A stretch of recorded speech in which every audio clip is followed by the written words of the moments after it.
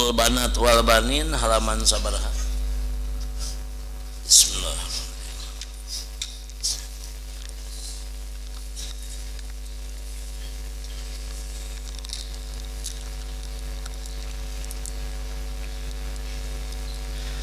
Bismillahirrahmanirrahim.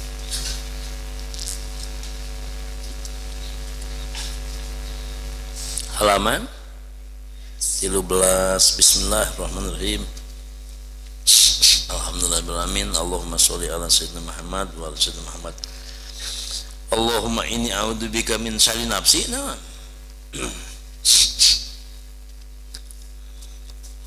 Allahumma hey Allah di hartosan ame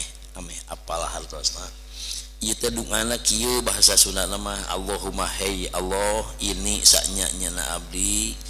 iku a'udzu nyungkeun raksa abdi bika ka Gusti min syarri nafsi tina kagorengan awak abdi saking kaalaan awak ingsun cik Jawa nama. Ya Allah sanyana abdi nyungkeun raksa nyungkeun pangjaga ka Gusti min syarri nafsi tina kajahatan nafsu abdi wa min syarri kulli dabatin jeung tina kajahatan gegeremetan anu ngarayap. Ya Allah abdi nyungkeun dilaksa tina saban-saban nu ngarayap. Ai nu ngarayap teh bangsa orai kala ngarayap. Ari munding malin ngarayap munding mah lempang. Tanu ngarayap bahaya seperti langir terus bayombong nu ngarayap. Mingkuli wa min syarri kulli dabatin anta utituan iku ahidun anu nyeklan binasiatiha kalawan munan eta sakabe gegermetan. Jadi urang teh terang tina hartina doa Nabi Muhammad teh geuning apik. Ari Nabi Muhammad teh pangcaket-caketna hamba ka Allah henteu mentang-mentang. Nabi Muhammad SAW mun aya kala paehan cek Nabi da kula ge mun aya kala sok maehan. Cek Kangjeng Nabi teh mun aya oray paehan da kaula ge mun aya oray sok dipaehan ku kaula. Bisi macok Nabi Muhammad mah moal dipacok moal tapi tetep aya oray sieun macok dasar ngeat. Nabi Muhammad teh tawakalna pol. Jadi mun persen teh mah lain 100%, 1000% lah.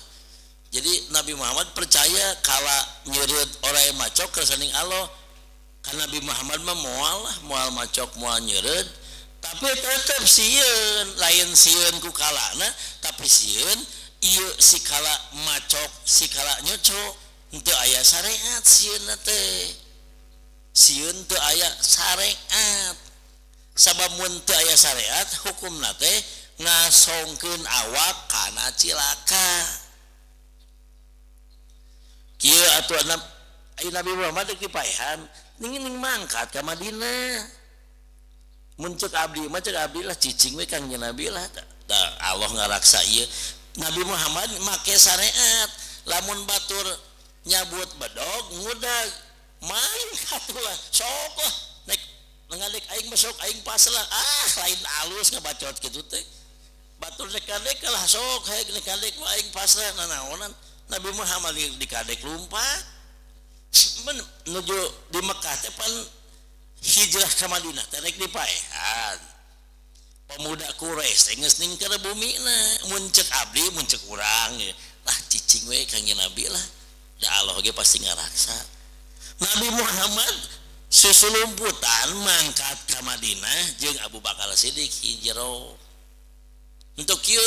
mana kafir Quraisy nek mahen aing sok wani mah ka dieu. Henteu mangkat ke Madinah Nabi Muhammad teh. Nabi Musa diudag ku Firaun lompat geus mentok di hareupeun laut, di hareup laut di tukang Firaun jeung tentara kakara ku Allah dibere pitulung.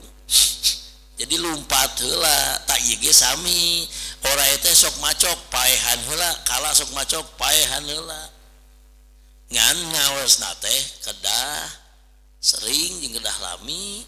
jeung kudu insop nya sering nya laminya insop kumaha sering lami jeung insopna sabab mun nguping ti sebelah pihak engke bakal nyalahkeun ke sebelah pihak.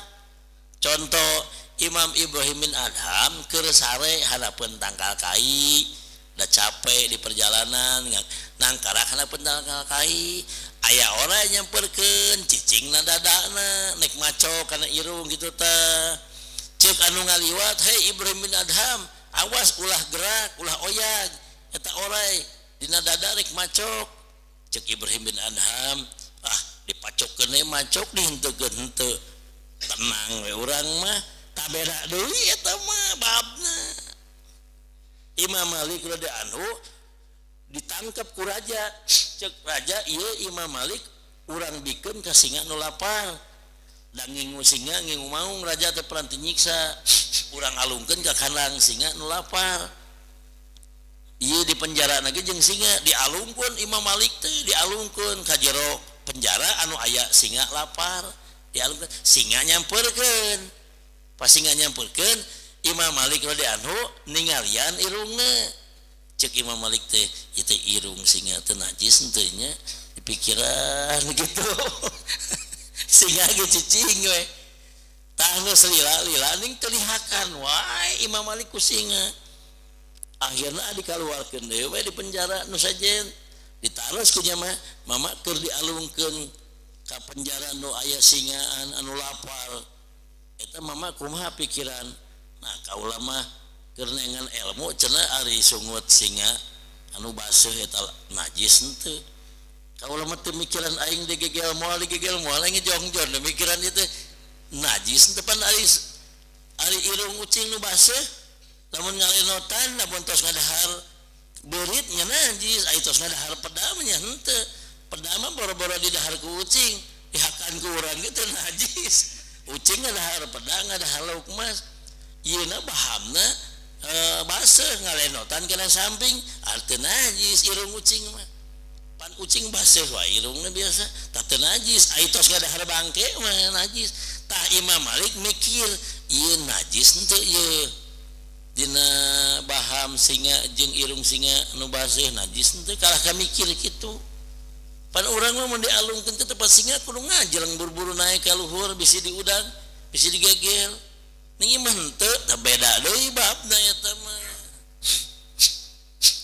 Jadi ulah kieu Nabi Muhammad ge mun aya orai paehan ieu mah kalah ka cicing we Ibrahim bin Adham mah berarti teu nurut ka Rasul lain beda deui mata ngaosna teh sing seling jeung sing lami katiluna insaf hatena ulah nyalahkeun lamun hatena nyalahkeun mah pasti dipapatahan ku sabararebu urang ge moal narima tetep ngabangkang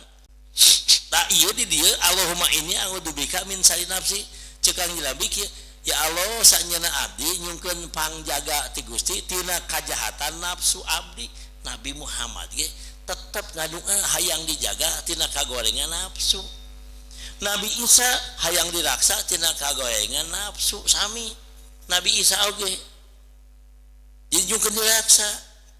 Nabi Yusuf sami nyungkeun diraksa tina kagorengan nafsu Nabi Yusuf ge bangsa kakasih Allah ngajarkeun ka urang kade ulah balangah nafsu tah lamun bahasa newak teh mah menyergap secara tiba-tiba aya jalmi kieu bener-bener disergap sekaligus ku nafsu ku setan jadi celaka tah nyungkeun diraksa Gusti tina kagorengan nafsu abdi terus abdi nyungkeun diraksa tina kagorengan kajahatan tiap nu ngarayap bisi aya bayongbong kade nyungkeun diraksa Gusti aya kala nyungkeun diraksa Gusti pan urang mah tara menta diraksa kumaha engke we jadi bahasa pasrah teh mah henteu aya bahasa pasrah Gusti abdi nyungkeun jaga tuh Gusti bisi aya urang macok bisi aya kala nyeureut Gusti ceuk Kangjeng Nabi teh kitu tah urang mah mun teu dibaca teh sarua jeung henteu merhatikeun kana istilahna permintaan kepada Allah coba teras ye inna robbi ala siratim mustaqim saenyana pangeran abdi ala siratim mustaqim netepi jalan anu jejeg bener marotan sabalen nama macana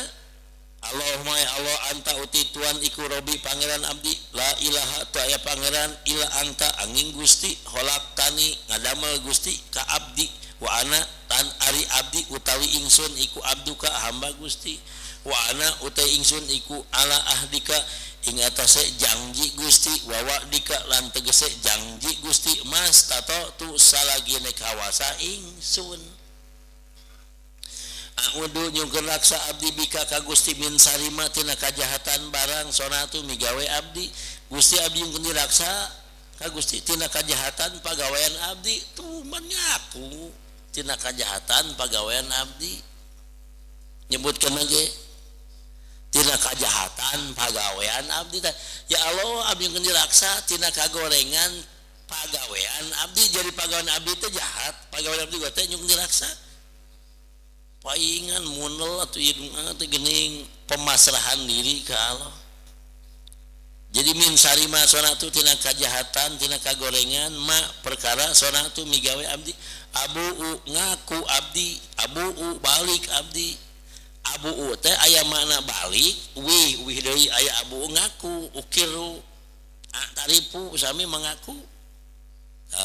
abu balik abdi laka ka Gusti binikmatika jadi logatan dua abu mengaku abdi ka Gusti ka nikmat Gusti alaya ka abdi wa abu mengaku abdi bidandi ka dosa abdi pagbir ngampura Gusti li ka abdi hampura Gusti abdi hampura Gusti abdi muga ngampura Gusti ka abdi fa innahu makasanya kalakuan iku layak puru moal ngampura anu adunuba kana pirang-pirang dosa ila angka angin sopo Gusti marotan sabalen macana sabalen sumaya qara'u terus maka kali-kali maca ya si wong hadhihi suara ing iki lagi pilih surat wal ayatil atiyata jeung pirang-pirang ayat nu bakal datang tangkin maca ieu surat-surat ieu nya keur wengi minggu kamari entos dibahas kehebatan surat Fatihah kehebatan alif lam mim